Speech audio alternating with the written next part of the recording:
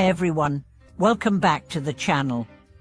I'm truly grateful to have you all here again. Today, we are diving into a topic that touches every heart, especially those who have ever thought about what it truly means to be a good son or daughter. Many of us believe that buying our parents nice things, sending them on luxury trips, or ensuring their physical comfort is the highest form of gratitude we can offer. But is that really the deepest way to repay our parents' love and sacrifices? Let's challenge that assumption today. The central question we're exploring is this: what is the greatest gift children can give to their parents? It's not money. It's not material comfort. It's spiritual awakening. It's helping our parents find peace, courage, and clarity as they grow older, especially as they face illness, aging, and the inevitability of death. This is the most profound form of filial piety, guiding them towards spiritual liberation. Let me tell you a story. There was once a successful lawyer named Mr. Jan, living in Beijing. At 40, he had achieved what many would call a perfect life. He was a partner at a top law firm, owned a luxurious penthouse apartment in the heart of the city, and hired full-time caregivers for his elderly parents. On his mother's birthday, he gifted her a custom-made luxury car. Everyone applauded. It looked like the perfect example of filial piety. But behind her smile, his mother felt an emptiness that even the most expensive car couldn't fill. One day, she asked him, "You bought me this beautiful car, but do I have to drive it alone every time? You don't even have time to sit and eat with me." That one sentence struck Mr. Jan like lightning. Suddenly, he realized how distant he had become from the very people who raised him. All his material offerings couldn't fill the emotional and spiritual void his parents felt. You see, our parents may age, but what they truly need isn't money. It's not just attention either, it's connection, presence, and peace of mind. As they approach the twilight of life, they face a fear far deeper than financial insecurity. They face the unknown, the silence and solitude of death. And when we, their children, are just as lost and scared, how can we comfort them? This is where Buddhism enters with profound wisdom. Real peace doesn't come from external comforts, it comes from inner understanding. True freedom lies in accepting the transient nature of life and preparing oneself spiritually. And when we help our parents access this kind of inner peace, that's the greatest gift we can offer. Let me tell you about an old professor who had retired and turned to studying Buddhist philosophy. His children thought he had lost his mind. But when he was unexpectedly hospitalized, something extraordinary happened. While other patients panicked or cried, he remained completely calm. A doctor even remarked that he was the calmest person in the ward. When asked why, the professor smiled and said, "I'm not afraid of dying. Death is not the end." It was at that moment that his children understood their father's deep transformation. They saw that he had not been escaping reality, but rather preparing himself for a beautiful rebirth. His calmness in the face of death was the result of years of spiritual cultivation. And for his children, witnessing that serenity was the beginning of their own awakening. Here's another story that touched my heart deeply. A man's father fell into deep depression after retirement. Nothing could cheer him up, what travel, what social clubs, not even new hobbies.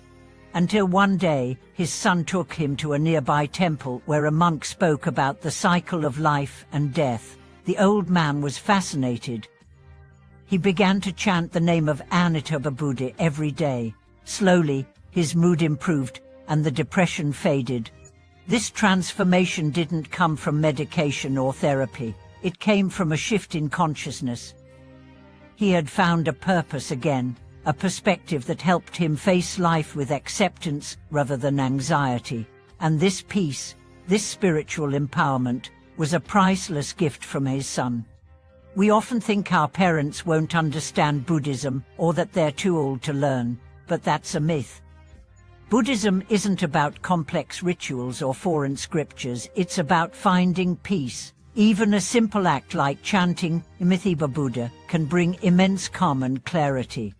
I know a woman in her 70s who never went to school and spent most of her life selling fruit at the market.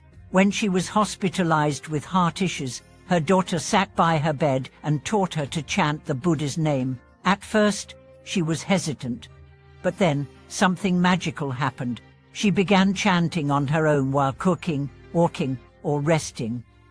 She said, "I don't know why, but whenever I chant, my heart feels steady."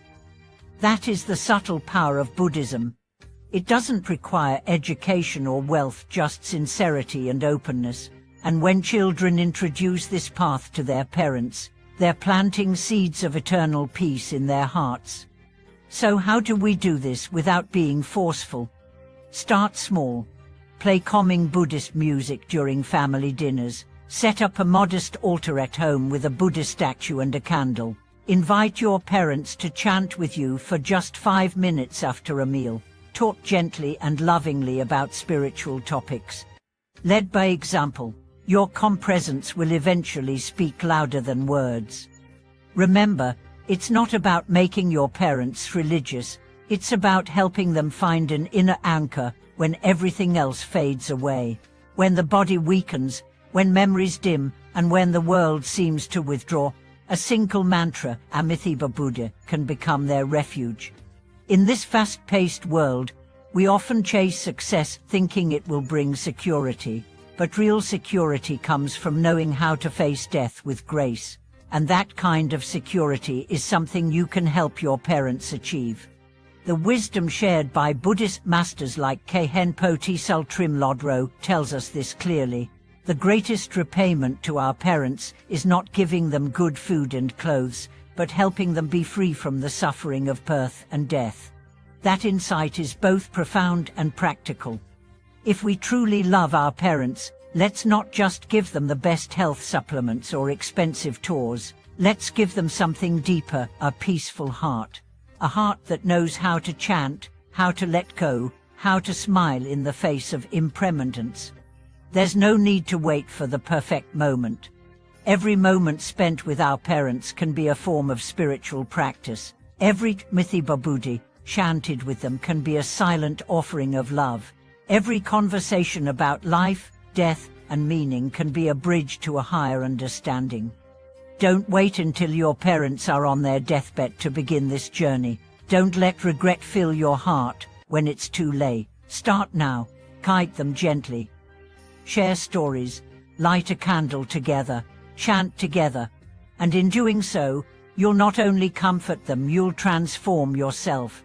I've seen families change just by introducing this gentle practice. I've heard stories of parents finding new joy in life because their children took the time to sit with them, chant with them, and talk with them about things beyond the material world. You don't need to be a monk. You don't need to memorize scriptures.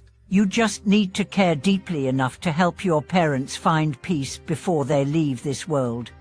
And that, my friends, is the greatest gift, the most profound expression of love, the highest form of gratitude.